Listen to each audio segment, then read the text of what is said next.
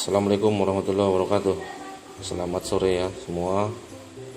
Hari ini kita akan buat sebuah tinjauan analisa ya, analisa teknikal pair mayor terutama di akhir pekan ini.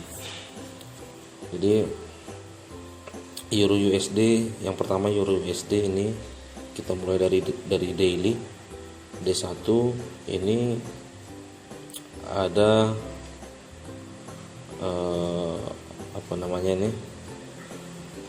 rejection di M50 ya. Ini rejection di M50 di kawasan low BB. Ini bertepatan areanya, memang dia di area re-entry weekly ya. Ini area re-entry weekly, zone zero loss weekly ini.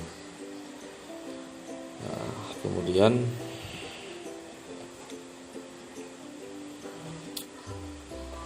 di daily tadi ini rejection M50 dan candle close hari Sabtu, hari Jumat ataupun Sabtu pagi kemarin, dia close-nya di atas MA high.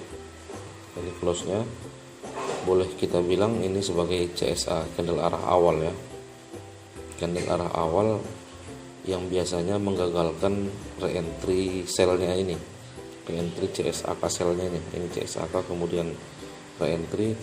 Ternyata di candle yang ini hari Jumat dia close-nya di atas MA high. Jadi kecenderungannya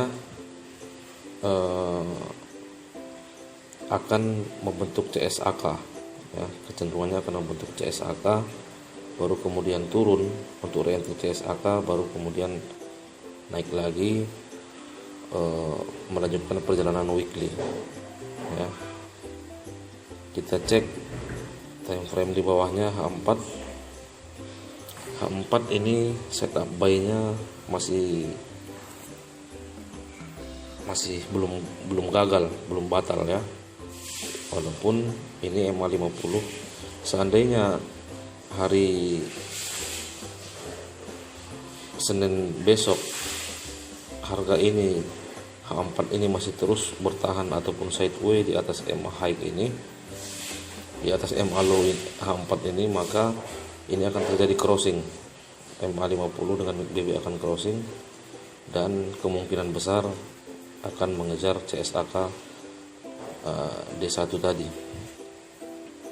Tapi jika ini terjadi CSAK kebalik ke bawah, makanya ini saya ada line hitam sekitar 211.21400. Ini dalam skala intraday kita anggap sebagai mid BBH4, ini kita anggap sebagai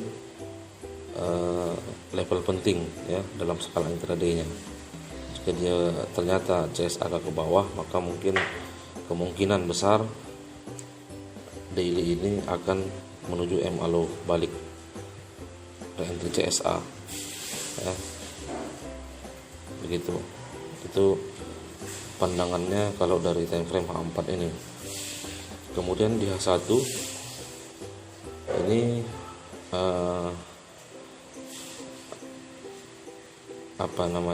ini belum ada, masih sideway ya.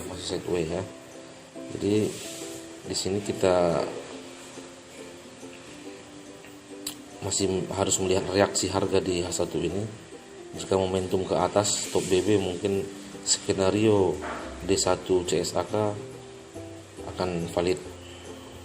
Jika dia ke bawah, kita pantau, kita tunggu reaksi di sekitaran antara MA50 dan low BB ini. Nah, ini sering terjadi di sini juga, akan rejection lagi kembali di sini untuk membentuk setup lengkap buy di H1 ini. Dia ekstrim di sini, kemudian CSAK, kemudian kita re-entry di re-entry CSAK untuk menargetkan perjalanan daily membentuk CSAK tadi. Tapi jika memang dia close di bawah MA50 ini, maka otomatis H4 ini akan menjadi CSAK ya, CSAK sell. Maka skenario untuk kalau BBH4 sekaligus reentry CSA H4 ini yang akan terjadi. Jadi dua skenario ya. Jadi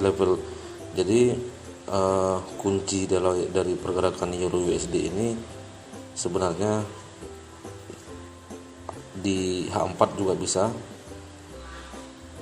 Kalau untuk turun ke bawahnya dia harus CSAK dulu, CSAK sell, membatalkan setup kenaikan ini. Kalau untuk kenaikan kita menunggu momentum untuk pastinya arah ya, momentum terjadi kekuatan kembali di top BB H1. Jadi kalau bagi yang konservatif, sebenarnya kita hanya menunggu untuk arah pergerakan Euro USD ini adalah di top BBH1 dan low BBH1. Kan ini range-nya nggak terlalu lebar, sekitaran 21830 21600-an ya, jadi sekitar 20 pip saja. Nah, bagi yang sabar mungkin akan mendapat arah yang jelas. Bagi yang agresif ya kita bisa tunggu setup yang terjadi di M15. Kita lihat ciri-ciri di sini. Ini kan sudah Bollinger Band-nya sudah menyempit, artinya sebentar lagi memang ini akan masuk fase konsolidasi, akan mendatar kembali dan tidak lama akan breakout. Kita lihat breakoutnya ke atas atau ke bawah. Jika ke atas kita pastikan breakout itu tidak terjadi ekstrim, dan jika ke bawah juga demikian. Ini untuk Euro USD ya, dua alternatif. Ini kita cara membacanya saja nih. Cara membacanya, untuk keputusannya tetap kita harus menunggu reaksi harga saat market sudah running. Kemudian ini tadi bacaan kita di Euro USD. Kemudian kita cek lagi ke GBP USD juga hampir sama ini. Ini masih trennya masih tren naik. Di daily-nya kita lihat ini masih terbentuk seperti channel ya, channel up channel gitu. Dia masih berada di atas MA mid BB dan MA low, dan MA 50 pun sangat mendatar, sangat mepet di sekitar low BB. H4 nya ini memang sempat turun ke bawah mid BB, tapi dia secara keseluruhan masih tertolak di MA 50. Jadi kita tetap pantau saja besok. Jika CSAK H1 nya ke atas, kemungkinan besar masih akan naik ya, gitu. Untuk pair USD JPY ini tadi ada gambarannya, saya tulis secara di channel Telegram. Outlooknya di sini yang meragukan hanya struktur MA high daily dan MA 50 nya ini yang untuk menghambat kenaikan. Tapi kalau kita lihat secara garis besarnya, ini weekly ini sebenarnya sudah MHP ya, MHP. Karena apa? Dia tidak ada momentum lagi di low BB, dan di daily-nya terkonfirmasi ini ekstrimnya ada 3 kali ini. Ekstrimnya ada 3 kali. Ini 1, di sini 2, kemudian ini 1 lagi. Ini ya.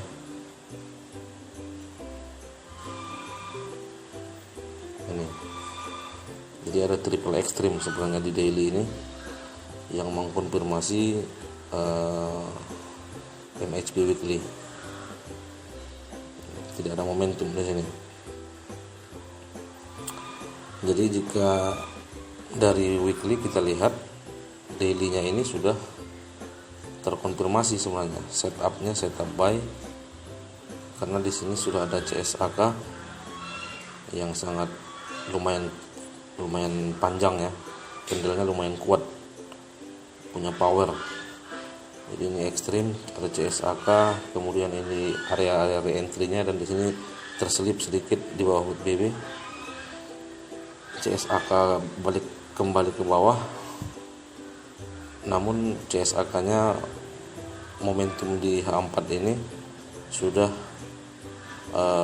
dibatalkan oleh CSAK buy kembali. Nah, demikian kira-kira teman apanya ya, pembacaan kita mengenai mungkin cukup 3 pair ini sekaligus kita belajar cara membaca pergerakannya dengan teknik WBMA. Demikian, terima kasih. Assalamualaikum warahmatullahi wabarakatuh.